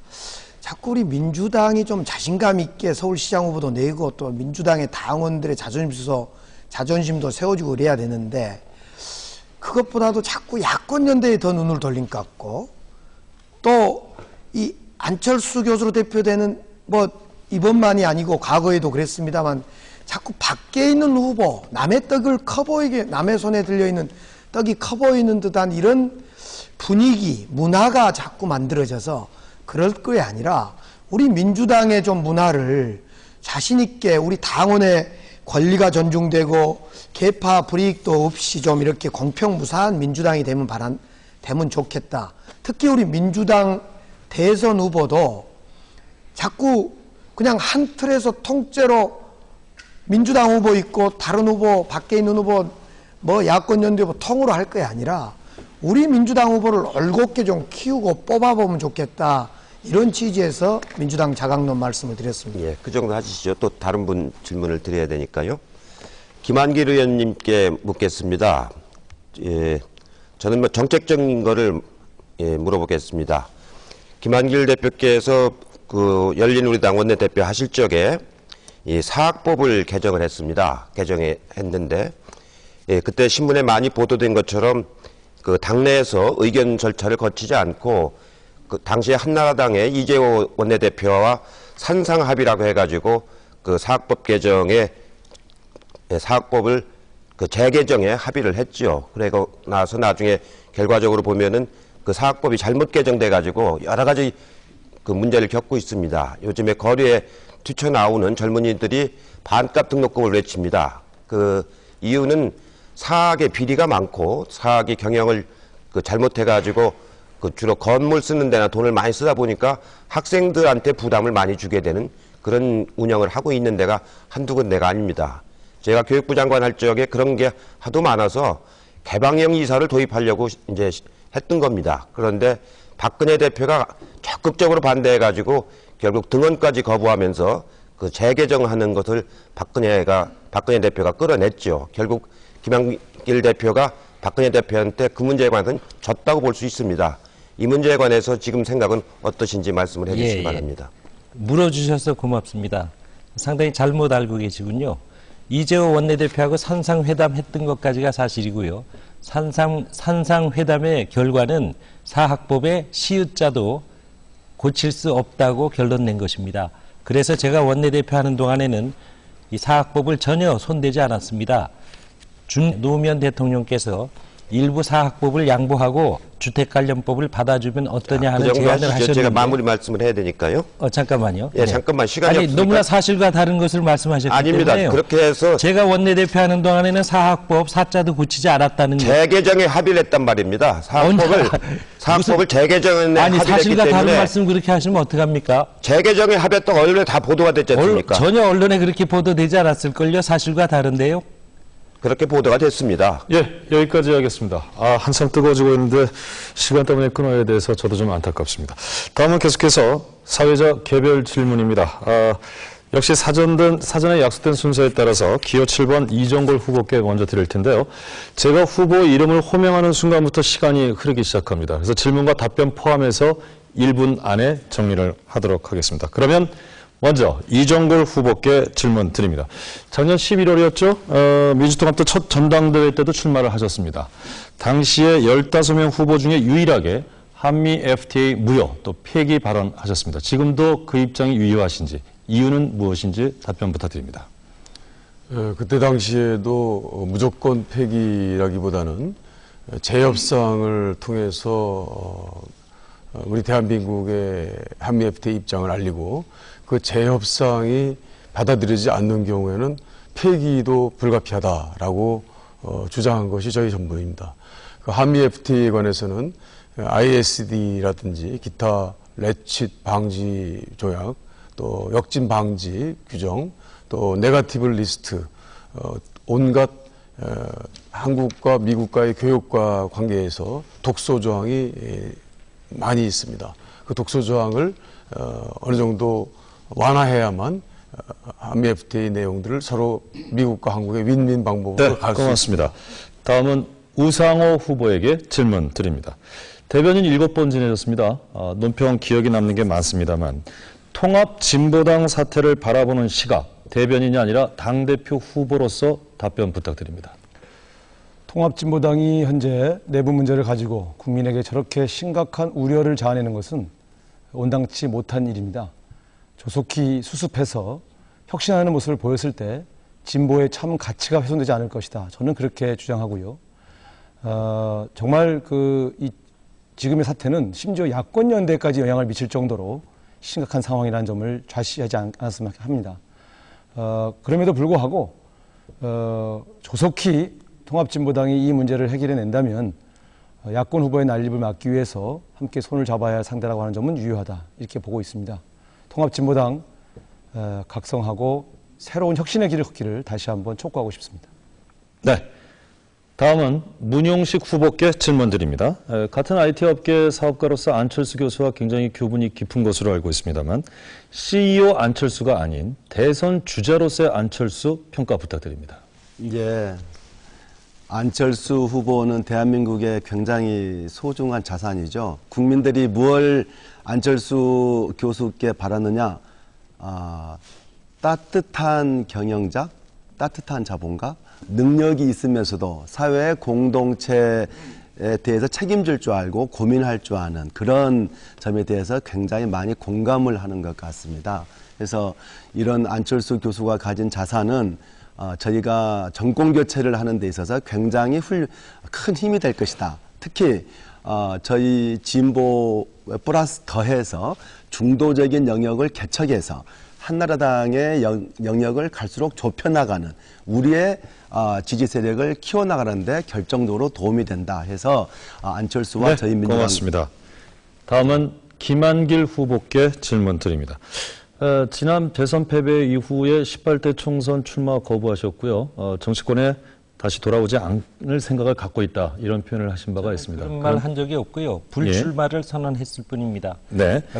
그런데 이번에 4월 총선에 출마하셨고 당 대표까지 도전을 하셨습니다. 어떻게 봐야 할까요? 답변 부탁드립니다. 시대 상황이 저를 부르고 있다고 생각하고요. 그 답은 거기서 마치겠습니다. 시간이 없기 때문에 이해찬 후보가 사학법 관련해서 전혀 사실과 다른 말들을 열거하고 저를 비난한 것은 그야말로 비난받을 만한 행위라고 생각합니다. 저는 원내대표하는 도중에 끝까지 어렵게 사학법을 지켜낸 것 아주 자랑스럽게 생각하고요. 이재호 대표와 재협상 합의한 것 전혀 없습니다. 끝까지 저는 사학법을 지켜낸 것 제 이후에 지도부가 사학법 바꾼 것에 대해서 사실은 섭섭한 생각 가지고 있는 사람이라는 것 밝혀둡니다. 네, 사회자의 질문에 대한 정확한 답변은 아니었습니다만 시간 아니기 때문에 그냥 허용을 했습니다. 다음 기호 5번 조정식 후보께 질문 드립니다. 고 재정부 의원을 따라서 한나라당을 선택하셨습니다. 2002년 대선 때는 이회창 후보 언론 보좌역 하셨습니다. 이 과거 이력이 당대표로서 핸디캡이 되지 않을까 생각이 되는데 극복 방안이 있으신지요? 제가 처음에 정치를 시작했을 때가 민주당에서 시작을 했습니다. 민주당이 시작을 했고 당시에 민주당이 나눠지면서 그러니까 국민통합 추진회의라는 통추가 있었습니다. 그 통추에서 그 대통령 선거 국면을 앞두고서 이렇게 갈라지게 되면서 제가 재정권님을 따라서 그다음에 같이 당시에 신한국당을 따라가게 된 것이었죠. 그때 실무자였었습니다. 그 제가 정치를 시작하면서는 그다음에 열린우리당으로 처음에 정치를 입문을 해서 국회의원이 됐습니다. 그리고 현재 3선을 국회의원이 됐습니다. 그래서 그런 실무자 때 일이 있었다는 거에 대해서는 유감을 말씀드리지만은 그다음에 그것이 앞으로 제가 정치를 하는 데서 또 새롭게 정치 시작한 데서의 어떤 문제는 아니라고 생각을 합니다. 예, 고맙습니다. 다음 강기정 후보께 질문 드립니다. 호남의 지지가 대선의 승리 시작이다 이런 표현이 있습니다만 이미 박지원 원내대표가 호남 출신입니다. 같은 호남 출신이 또 당대표가 된다면 표의 확장석에 문제가 있지 않겠는가라는 지적이 있습니다. 어떻게 보십니까? 민주주의로 훈련된 호남 사람들이 총선 패배 이후에 또 최근에 민주당의 모습을 보면서 많이 실망하고 충격에 빠져 있습니다. 특히 지난 총선 때 호남에서 모바일 투표 때문에 많은 상처받고 공천 때마다 물갈이 파동이 있습니다. 호남이 우리 민주당의 근간이고 심장이라고 하는데 결정적일 때는 또 호남을 홀대하거나 무시하거나 호남당을 극복해야 된다 이런 거에 대해 자존심 상해 있습니다. 이번 대선에서도 호남이 돌풍을 만들고 실질적으로 뛰지 않으면 저는 승리할 수 없다는 확신을 경험과 역사 속에 가지고 있습니다. 그래서 제가 출마하게 됐습니다. 네, 고맙습니다. 이해찬 후보께 질문 드립니다. 문재인 고문의 그 공동정부론 제안에 대해서 논란이 많습니다. 이와 관련해서 이 후보께서는 대통령제에서 공동정부 당연한 일이다라고 말씀하셨습니다. 그렇다면 문재인 대통령, 안철수 국무총리 형태 열어놓는다는 말씀이신지 묻고 싶습니다. 공동정부기 때문에, 공동으로 연대해서 그 선거를 이겼기 때문에 책임도 공동으로 지고, 이 권리도 공동으로 가져야 되는 건 당연한 거죠. 그 유럽에서는 연합정부를 만드는 건 당연한 일로 여기고 있지 않습니까? 그러니까 우리나라 같은 경우는 대통령제이기 때문에 역할 분담을 어떻게 할지는 더 협의를 해야 되겠습니다만, 그 공동으로 정부를 책임지고 운영하는 약속하에서 국민들에게 표를 달라고 요청을 하는 겁니다. 그렇기 때문에 공동정부는 뭐 당연한 거라고 생각을 하고, 역할은 어떻게 누가 대선 후보가 되느냐에 따라서 달라질 수 있다고 생각을 합니다. 네, 고맙습니다. 다음은 추미애 후보께 질문 드립니다. 오늘도 계속 추다르크 얘기 나오고 있습니다. 국민들이 다 알고 있는 별명인데 네. 별명처럼 추진력은 있지만 주변에 사람이 없다라는 비판도 있습니다. 어떻게 생각하십니까? 네, 사실 제가 영남의 딸, 호남의 며느리 이렇게 늘 말씀을 드리는데요. 남북 분단보다 우리 정치권 내부에서는 이 동서 간의 갈등이 굉장히 심각합니다. 그래서 제가 민주당을 선택했는데 사실 김대중 정부에서는 세력 기반이 굉장히 약했습니다. 노무현 정부에서는 그 약한 세력 기반마저도 분열로 인해서 제대로 개혁과제를 추진하지 못했습니다.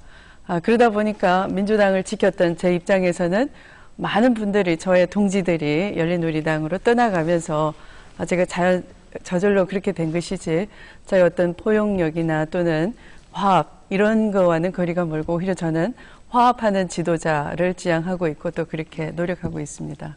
네, 고맙습니다. 수고하셨습니다.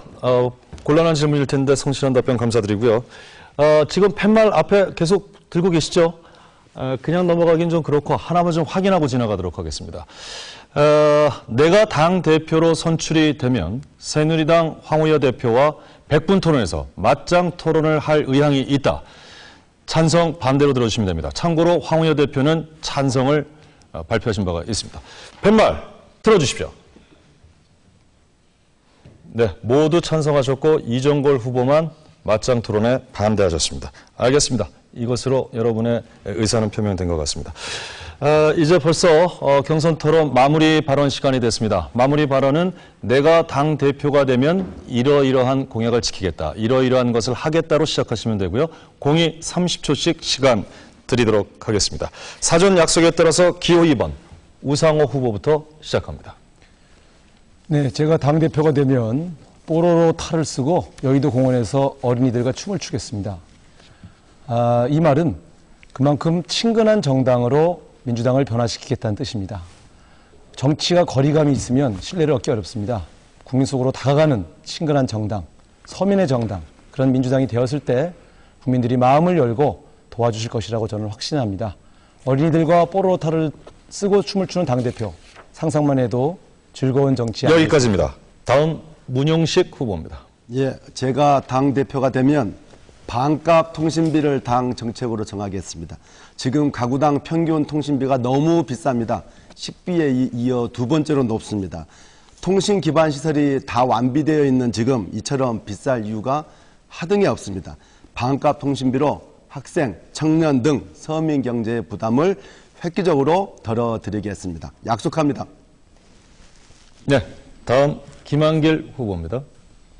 예, 존경하는 국민 여러분, 사랑하는 당원 동지 여러분, 제가 당대표가 되면 이해찬 후보를 비롯한 우리 편 모두와 힘을 합쳐서 대선 승리 반드시 이루어내겠습니다. 총선 패배에서 대선 승리로 건너가는 다리가 되겠습니다. 이 김한길에게 기회를 주시면 해내겠습니다. 열심히 하겠습니다. 네, 다음 조정식 후보입니다. 네, 제가 당대표가 되면 역동적인 대선판을 만들어서 감동의 드라마를 만들고 강력한 대통령 후보를 꼭 만들어 내겠습니다. 이번에 꼭 이겨야 합니다. 이번에 못 이기면 언제 다시 기회가 올지 모릅니다. 국민 여러분께서 많이 참여해 주시고 격려를 부탁드립니다. 저 기호 5번 조정식이 여러분과 함께 만들어 가보겠습니다. 강기정 후보의 마무리 발언입니다. 내가 당대표가 되면 박근혜 전 위원장이 평범하고 행복한 국민으로 살 수 있도록 하겠습니다. 민주당이 대선 승리하면 수첩공주 박근혜 후보가 자연인으로 돌아가게 됩니다. 자연인 박근혜 후보도 어김없이 예의 없이 행복한 국민이 되도록 하겠습니다. 대선 승리를 꼭 이루어서 행복한 박근혜 후보를 보고 싶습니다. 감사합니다. 이해찬 후보입니다. 예, 제가 당대표가 되면은 명동에 나가서 프리허그를 하겠다고 말씀을 드리겠습니다. 이 말씀을 드리고 났는데 지금 강기정 의원 말씀하시는 거 보니까 제일 먼저 프리허그를 해야 할 사람이 박근혜 대표가 될지도 모르겠습니다. 예, 여러 사람들과 소통하고 애환을 같이 나누고 그러니까 아픔을 같이 나누는 그런 좋은 당대표가 돼서 여러분과 함께 하도록 하겠습니다. 네, 추미애 후보입니다. 네, 제가 당대표가 되면 가장 마지막 번째로 모바일 투표해 주신 분과 영화 데이트를 하길 것을 약속드립니다. 국민 여러분과 함께 국민 여러분의 희망을 만들기 위한 그런 정권 교체 해내고 싶습니다. 정권 교체로서만 국민 희망을 만들 수 있기 때문이죠. 사심없는 저 추미애 당대표 돼서 공정한 리더십 발휘해서 대선 승리의 선봉장이 되겠습니다. 국민만 믿고 가겠습니다. 저 추미애를 꼭 지지해 주십시오. 고맙습니다. 네, 끝으로 이정걸 후보입니다. 예, 아까 조금 전에 사회자께서 황우려 대표와 맞짱 토론하겠느냐라고 했을 때 반대했습니다. 황우려 대표와 같은 박근혜 아바타하고는 저는 끝장 토론 안 하겠습니다. 박근혜와 끝장 토론하겠습니다. 저는 당대표가 되면 박근혜 대세론의 끝장내는 고춧가루가 되겠습니다. 정말 대한민족의 아주 매운 맛입니다. 오늘 제 마지막 말씀을 기회를 줘서 여기까지 하겠습니다. 감사합니다. 몸이 좀 늦게들 풀리셔서요. 마무리 발언에서 아주 기발하고 재미있는 이야기들을 많이 해주셨는데 아마 시청자 여러분들께서 기억하시리라고 믿습니다. 고맙습니다. 힘든 시각인데 열띤 토론에 응해 주신 8분 후보께 다소 불합리한 이야기인지 모르겠습니다만 여러분 모두의 좋은 결과를 기대하겠습니다. MBC 100분 토론 오늘 순서 여기서 마칩니다. 여러분 고맙습니다.